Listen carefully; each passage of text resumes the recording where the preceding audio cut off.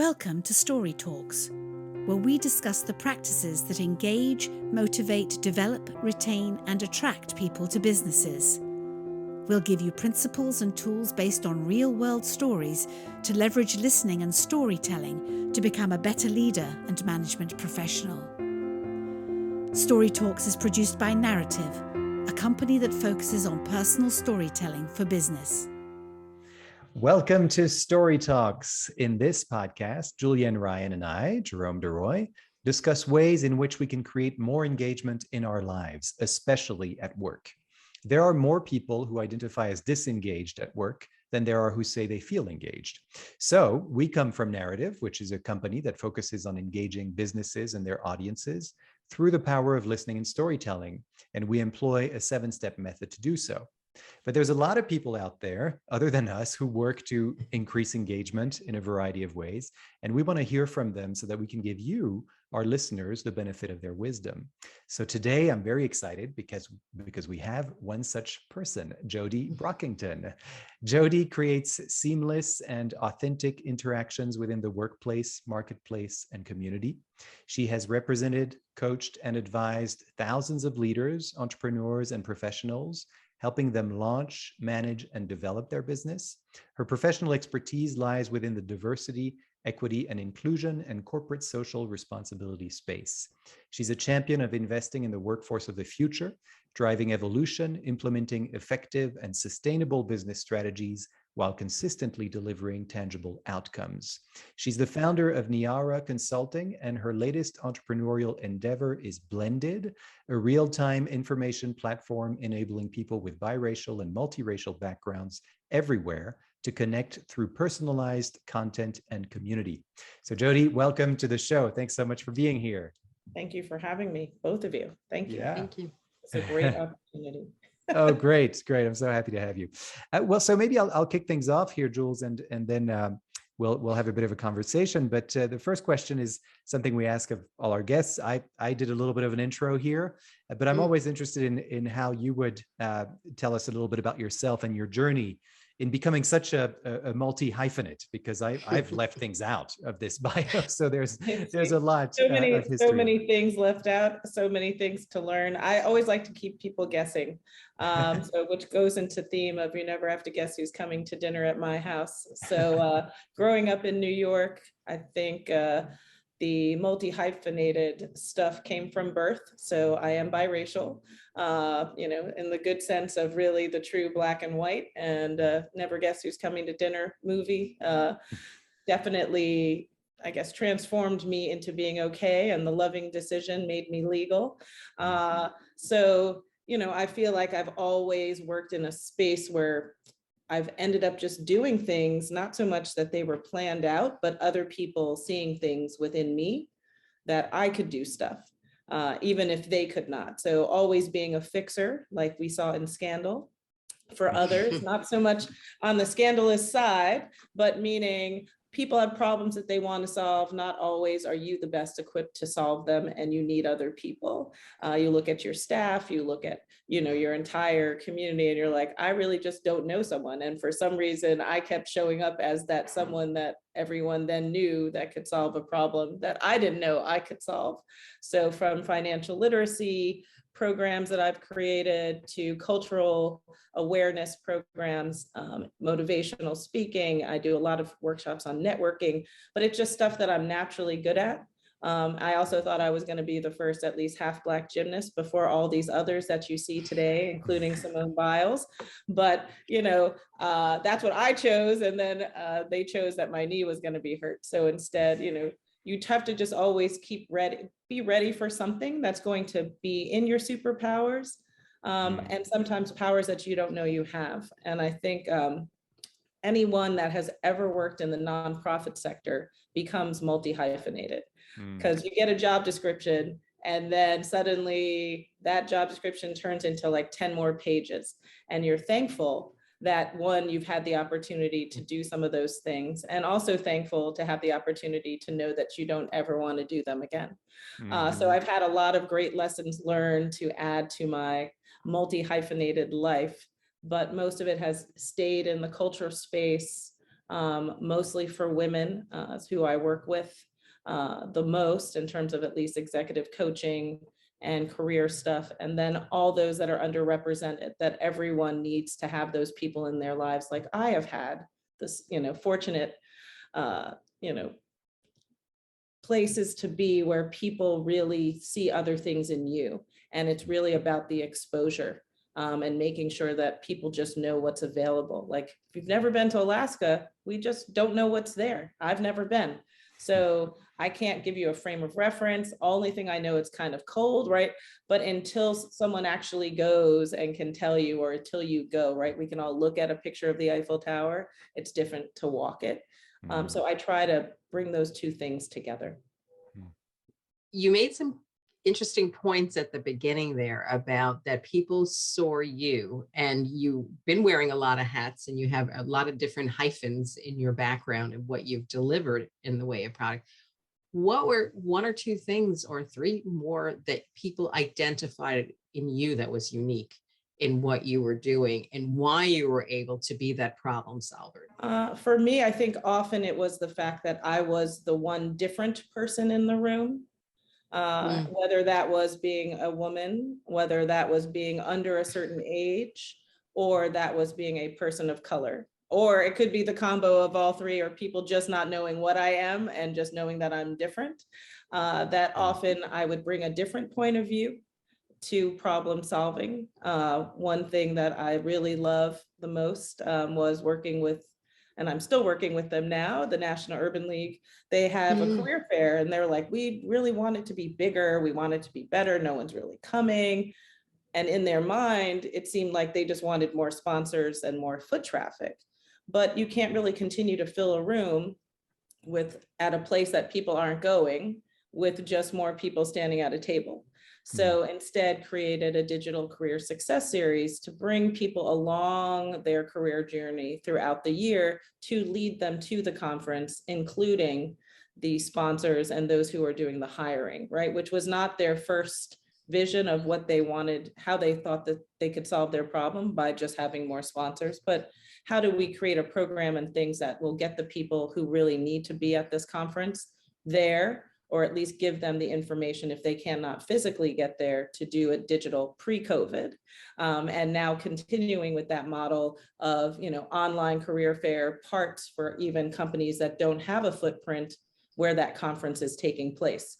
So, if you don't have any offices in California and that's where the conference is, I'm, as a sponsor, as a corporation, I'm not going to spend any money there. But if you're going to do a digital one where I can also now get my clients there, look at some new potential candidates. I don't have to travel, but I can still pay, I can still support this cause and potentially get some talent. So just seeing things slightly in a different way than other people, right? Like we can't all solve the problem just by throwing more money at things. Sometimes it's in action. Maybe it's an actual program or an experience that brings you closer. And I feel like that's the superpower, that even in today's society, we're all, scrambling for this DEI space, of which I consult in, and everyone is has to kind of do the same things, but you have to do it for where your company is, for what you believe in, for what your culture is. So yes, we all need a more diverse workplace, but maybe, Jules, at your company, you need more women. Jerome needs more people of color. I might need a younger workforce because my workforce is moving on, right? Because they've been there for a while. But we are all solving, right, a hiring problem, a recruitment problem, but we can't all solve it the same way. We can't go to the same schools. We can't go to the same HBCUs. We can't get the same women. We might all need engineers, but we need different kinds with different skills. So it's getting that granular that I spend time to make sure that everyone gets what they need, not what is just needed, because then you're not satisfied. You don't get an ROI. You don't get a return on your investment when you're just throwing money into something that doesn't make sense. Better to, the whole less is more, kind of do a deeper dive, really build a relationship with some schools, really build a relationship with nurses, if that's your thing, really, really groom people from early on, as I call it the Tropicana, the Tropicana test. And I say that just because Tropicana was the juice that was in my refrigerator growing up. And I know it's not the best for me, but when I travel and I don't know what this brand is and that brand is and how it's going to taste, at least I know how Tropicana is going to taste. And as a company or an individual, as you hire for your own firms or a small business, when it becomes even more important because the numbers are smaller, you really want to pay attention to what it is that you really need and know and want people to know about you. And that whole Tropicana thing is, how someone's going to succeed in your company, how you succeeded, how things are, but they're changing, right? So you also have to pay attention, but you always go back to a comfort zone. And it's also sometimes the reason why we get hung up and don't move the needle forward in some DEI and other initiatives we have, because we get into a comfort zone and you get used to what you see every day. Yep. And until you get that new person who thinks differently, it's just going to be, it's not broken until we fix it. But sometimes it needs to be fixed. And I like that space right there. Yeah, got it. How do you coach past, because there's intention, like we always want to go into a coaching situation or consulting where that there's positive intent.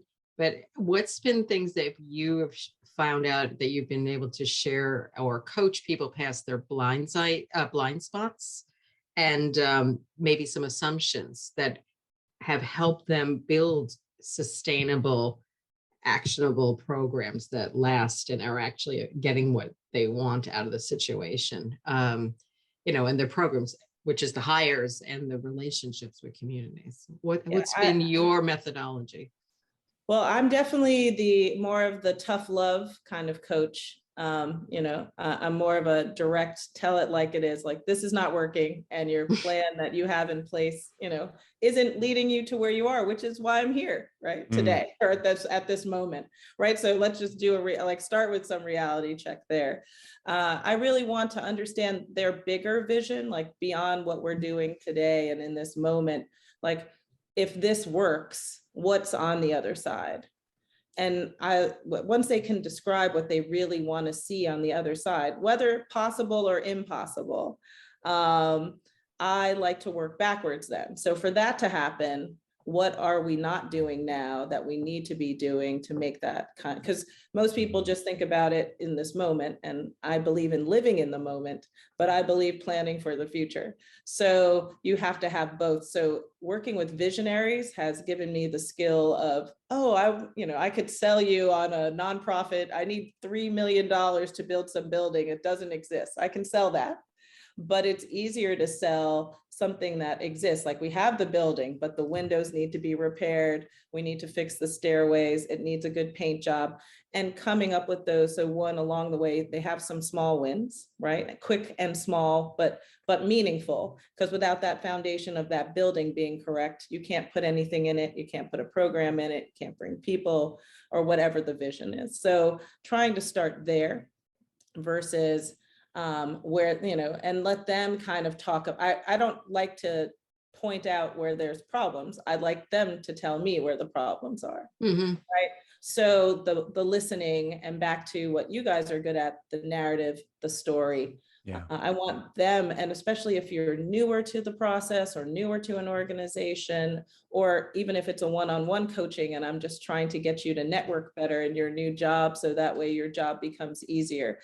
How do you map those things? What's going to, and do it in a way that it's not daunting and that it's small. I feel like people always want to take these big leaps and bounds and do these big things, where smaller things make more of an impact, because you can do them a lot more. Like we can all lift 3 pounds all day long, but we can't lift 30 pounds all day long, right? But that eventually the weight will give out and you'll be able to move the other things and prioritize what's important.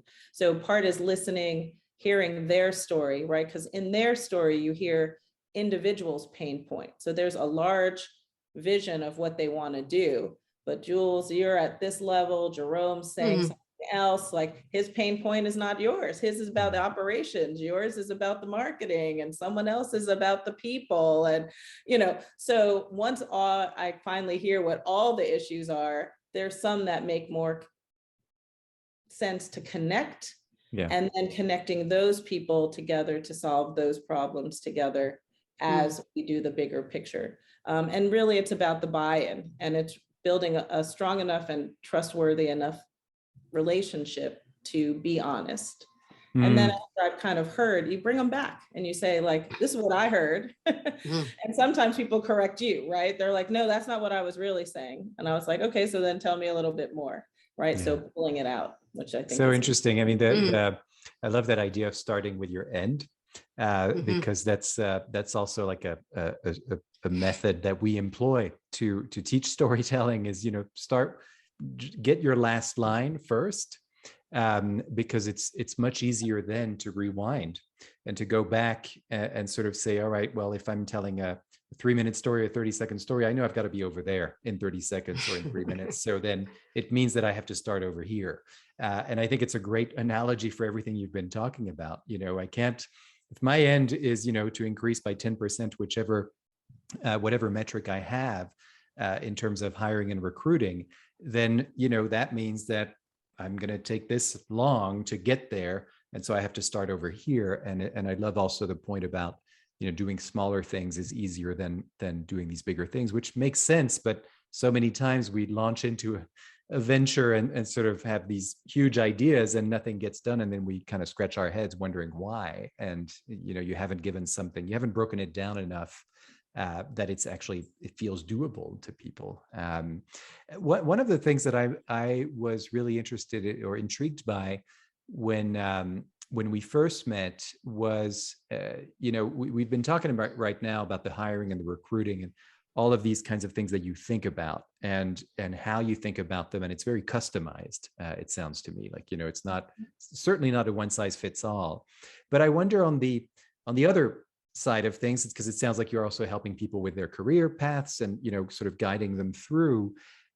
What's the kind of point of connection there? You had told us about this, passion, paycheck, environment, and to look at all three.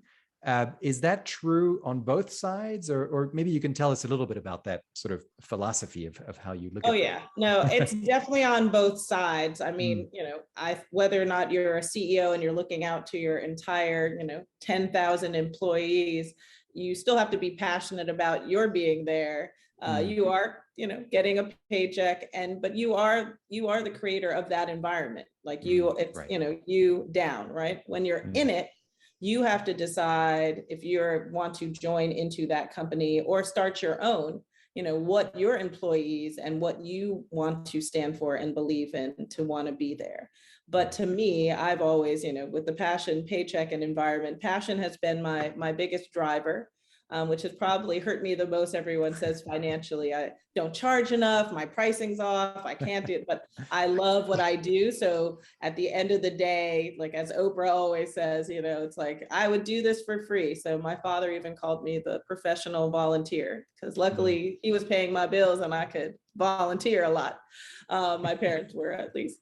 But in that same vein, if you don't like what you're doing every day and you're not passionate about it, doesn't get you out of bed, or in my case, my hair doesn't stay curly because of it, or I don't care about losing an hour of sleep or missing a meal or something because we're in the middle of it, like you don't realize because time has passed by. If you don't have that kind of lightning, motivational fire in you, your day is going to be kind of rough. And if this is what you're doing to put, food on your table, keep a roof over your head, and enjoy life, then you need to enjoy it. So I always use that as my driver. It does not have to be everyone's driver, but everyone has their realm in this. Some people are more capitalist minded and more paycheck minded, and they're willing to do a job that they don't particularly love for some more money. Or they can do something that they really are passionate about and make a lot of money, even better, right? When you have both, but you can still have a good life and a good lifestyle in that sense. But the environment, like all three, the environment where you work, do you want a 35,000 person company? Do you want a 5-person company? Do you want to work from home these days? Because we now have remote work from home. Do you want travel in your life? Do you want to be an individual contributor? Do you want to manage a team of 50 or more? Like, you want to think about your environment still speaks to your passion and your paycheck. You know, does your job require certain certification or for you to speak 3 languages? I can't take either of those jobs. I don't speak 3 languages and I don't have an engineering degree, right? Or whatever those things are, still lead you to that trifecta of passion, paycheck, and environment. But if you can get all 3 to work in a formula that works, once again, customizable for you. Yeah. Like I said, I'm passion. So you know, pay me less, but let me do what I want. Call me janitor, but give me the money I want is someone else, right? I mean, let me do what I need. So I feel like everyone needs to find their balance in those 3. And I feel like it changes over time.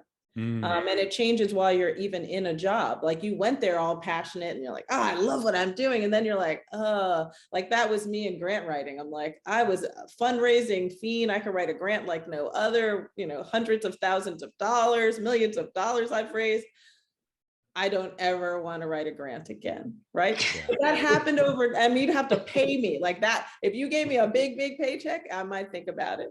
But it's also the payoff for grant writing, right? Like, I'm still going to write I think my grant is great, but I still might not get it.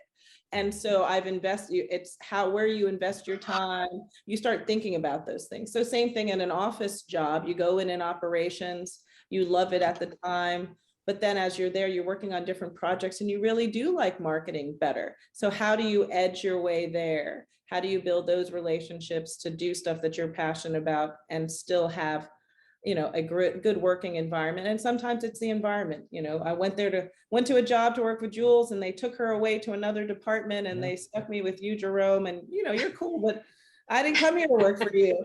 So like, my passion level has now gone down a little. I might be doing what I want, but part of the environment, Jules in this case, has left. And you're cool. Yeah. And I'm going to stay here. I'm going to do a good job, but I'm going to figure out either how to get to Jules' department, because, you know, I know she's going to have an opening eventually, or I'm going to figure out maybe I need to leave, or I'm going to figure out how can I work better with Jerome? And maybe he is really as cool as other people say. But in that time, you're still working from this framework. And I love that, because, and I really relate to it actually, because I think about when I came out of business school, I had one idea in mind, which was I'm either going to work in finance or consulting and make as much money as I can, you know, to sort of make up for all those expenses that led me here. And that's what I did. I worked in a big bank, and it took me to Hong Kong and Paris and all these places.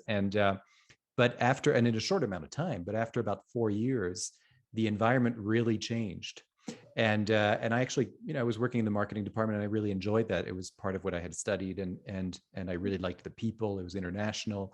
Many people left. In fact, every 3 to 6 months, someone would walk into my boss's office and say that they left. And my boss would always ask, you know, I don't understand what's going on. I guess it's because other people pay better. And lo and behold, 3-4 years later, you know, because of that, I was in his office and he told me, I guess you're going to go and work for another bank that pays better. I said, no, actually, I'm going to try and do something more creative and more meaningful, you know, and that's how I ended up in New York City in a completely different environment. But it did make me very aware of what you just talked about now, like that trifecta. And that suddenly for me, things really changed. I had to go towards, first, I had to identify what my passion was, because I didn't really know. And it certainly wasn't the world in which I was working. So I had to do that work to identify what the passion was, and then go towards the passion, and then balance that with the paycheck, which I still needed. And then really look at the environment, which I was really not aware of at all.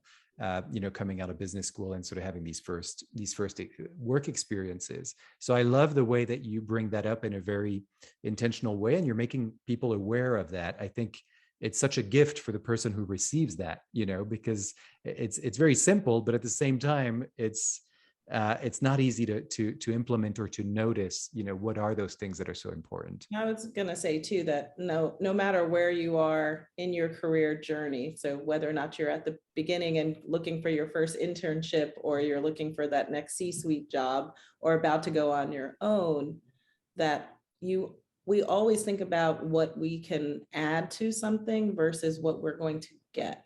And especially in an employee situation, like, I'm so talented, I have this, but like, everyone needs to think like in a year to 3 years, what has happened and what will I have that I didn't have today? Like, will I have another certification? Will I have 10 new clients? Will I have 5 new employees?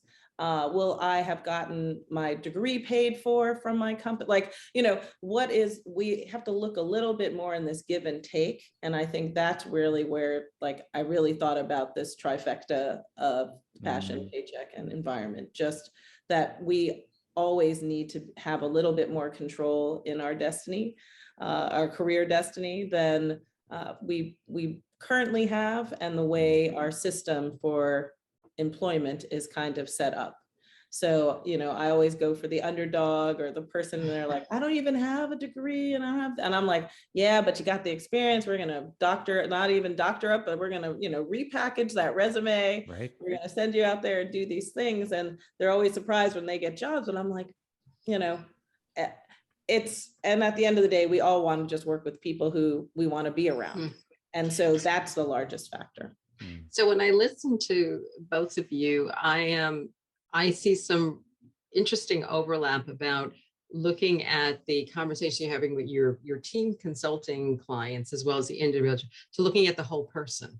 And I'm wondering from your perspective, if that, with the great resignation we keep talking about in the environment and people coming back into hybrids or working in-person environments, do you see more of that in your work, this receptiveness to, we need to appreciate the whole person and not just an aspect of them if they're going to flourish and stay in the organization? And for me, I know before I knew storytelling was a methodology, I was using it in interviews because it brought the whole person forward, and it allowed me to advocate for them later on when they were maybe being considered something internally.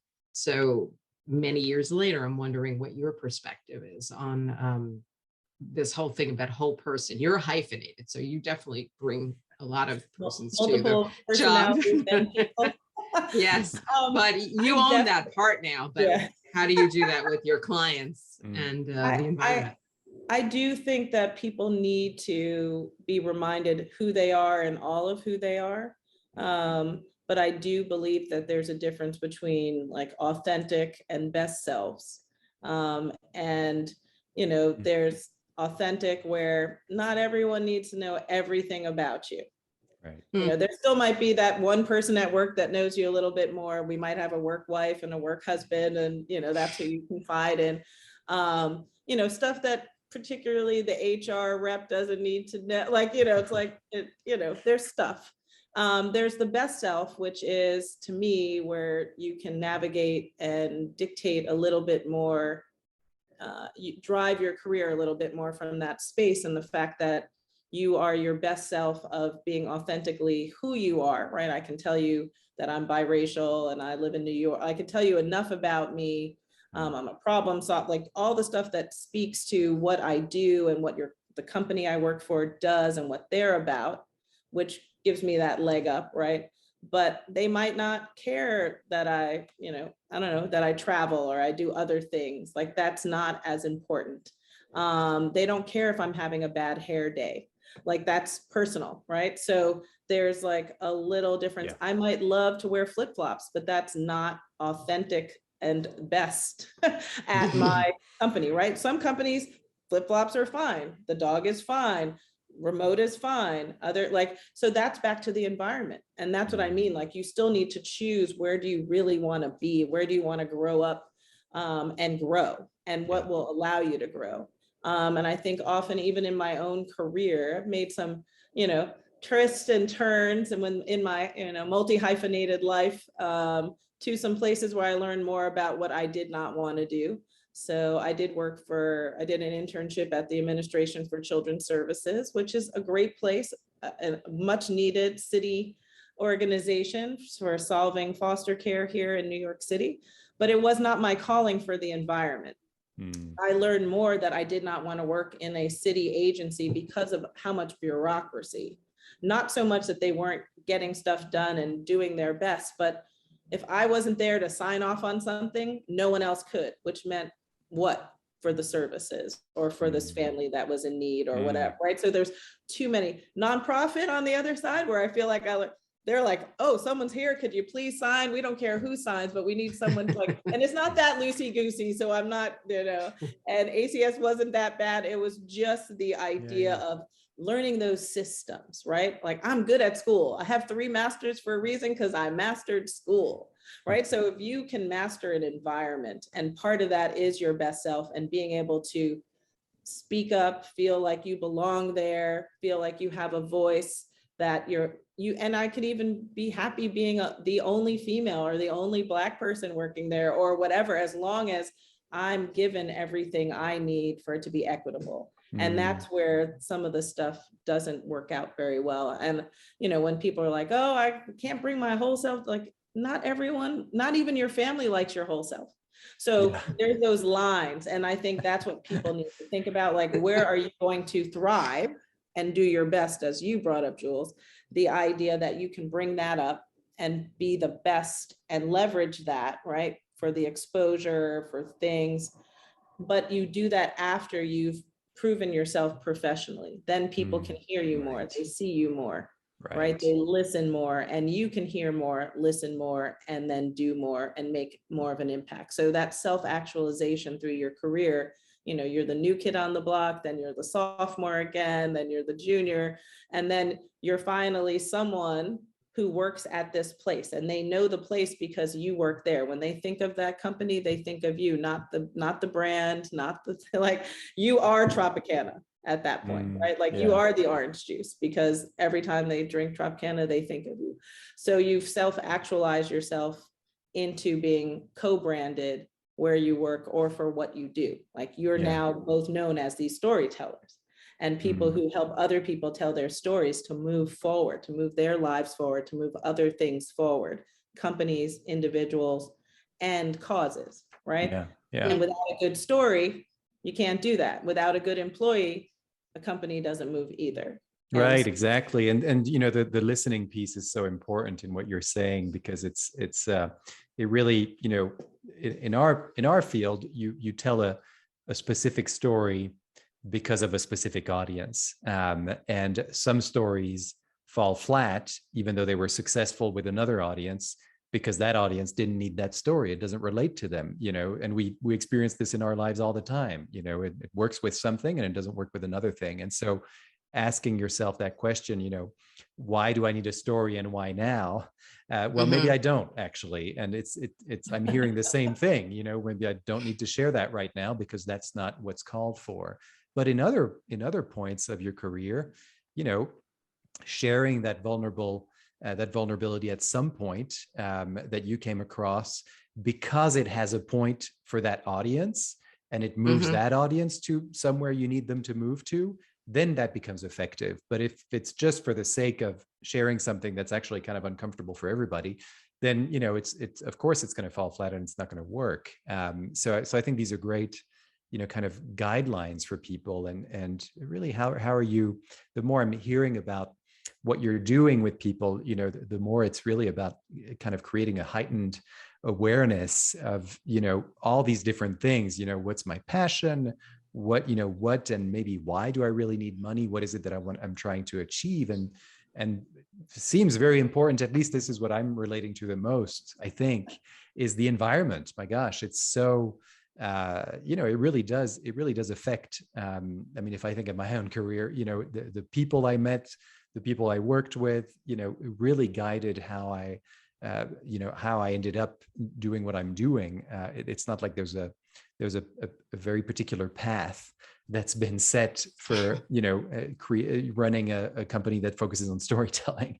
There's no degree for that exactly. I'm sure there will be now, but it's very a bit like you really, and like all of us on this podcast.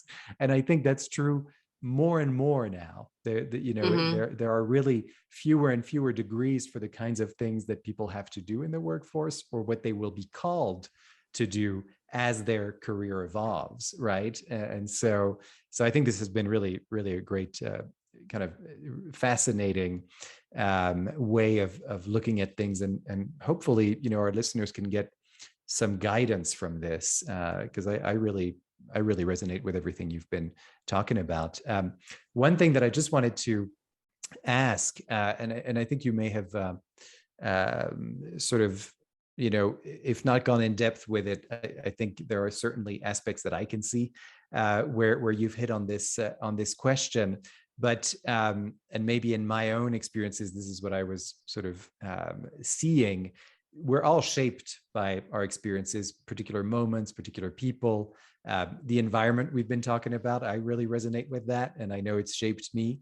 I wonder if for you, what are some of the, maybe there's one moment that comes to your mind. I mean, you talked about your experience in the nonprofit world and other experiences, but is there something that you always point to in terms of, a turning point, perhaps, to use the storytelling parlance in your own life, of something that shaped who you are today? I really do believe it's been the people around me. I don't think it's been one thing. I think it's the idea that I've had, pretty free-spirited mother, a pretty traditional father. They were all, my mom's like, do whatever you want. My dad's like, get some benefits, right? So there was always that, right? Plus the black-white thing. Yeah. I think just growing up in New York, I think it's the idea that I've been exposed to so many, like, I think it's when you have lack of exposure, you can end up, still doing well because you only know a few things and you're going to choose one and run with it. So kind of more on the European education system of, if you go for marketing, you're going to be doing marketing, right? If you go for beauty, you're going to do beauty. Here, it's like, well, I did marketing for a few years in the US and, I'm kind of bored with it, but that makeup thing is looking good. Oh, I want to be an engine. So because we can reinvent ourselves, because of personal life stuff that has happened, plus personal choice, have never stayed any place job-wise longer than 2 years, a real job. And like the consulting stuff, so I feel like it pushed me into that where I want to solve a problem, I want to do something, I want to get it done, and I don't need to stay for forever. I don't need to see it all the way to the end. It's nice to know that I have a lot of legacy programs around the world that, were other people's visions, right? That down the pathway that I brought back to the current. But I feel like when there's been probably a few things. I mean, I would say injuring my knee definitely redirected my life. I thought I was going to be a professional gymnast at one point. Hurting it a second time in college led me to tutor a lot of now famous athletes who still have jobs. So, my tutoring paid off, but I had to switch. My father was sick. I took care of him for a while, had to leave my regular consulting job.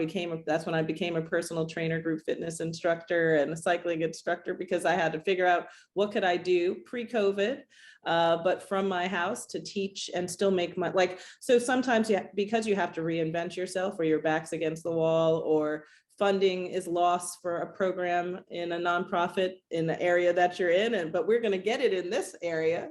So we'd like you to move over here. And I'm like, well, still going to back to the paycheck, right? I still need a paycheck.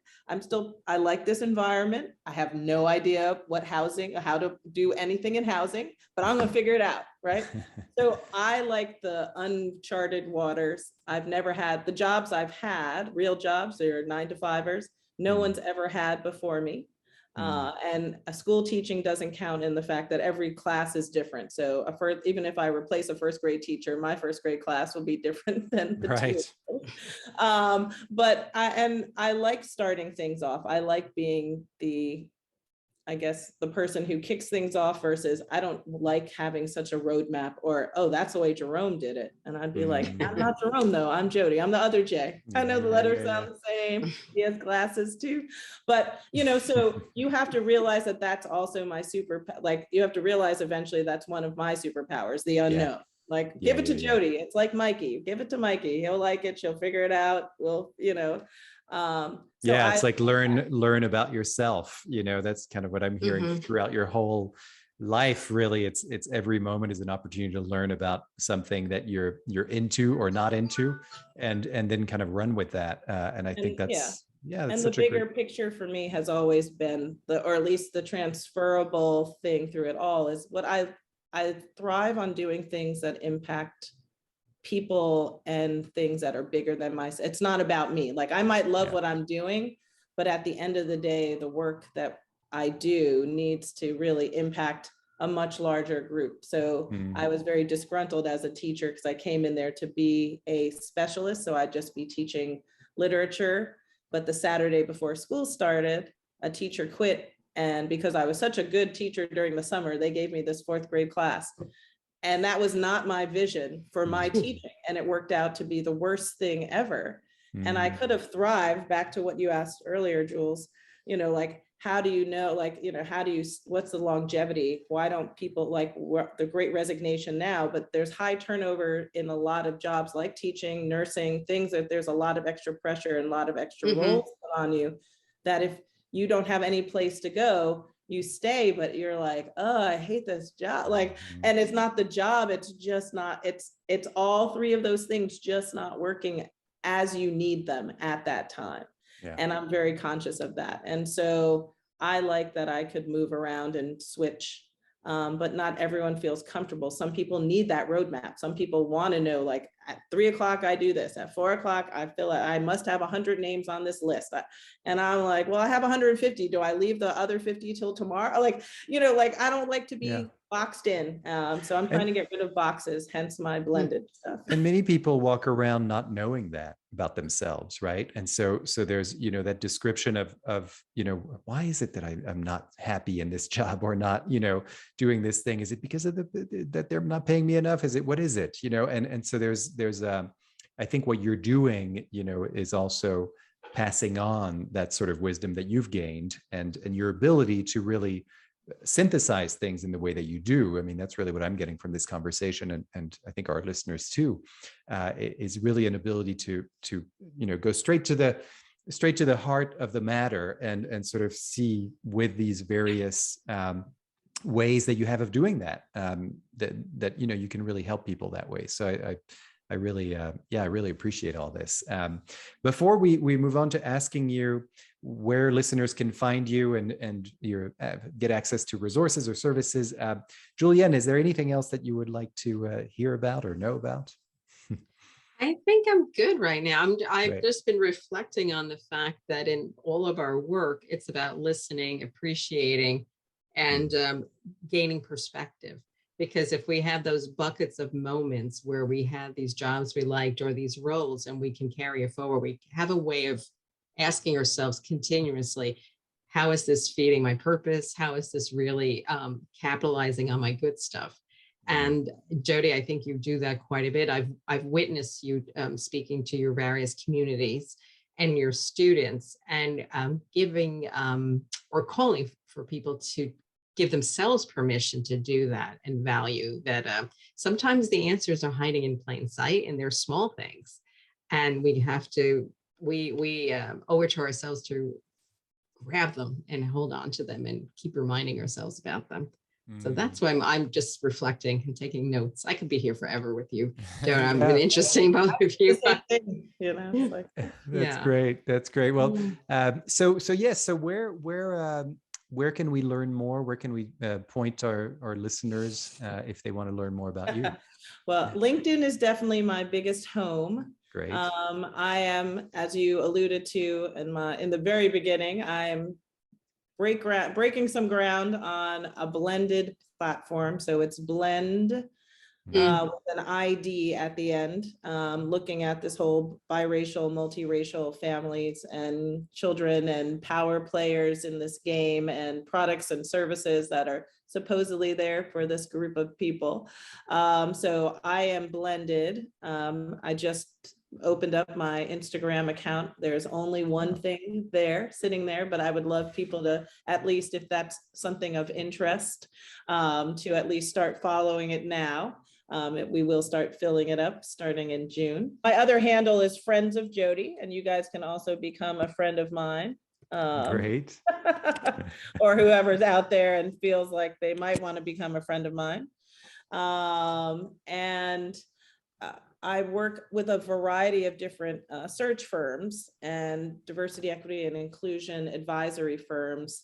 So that's why it's best that you come to me, and then I could diverse out, depending on, some stuff that I do personally by myself, and then, always need a team. Like you guys are a great team.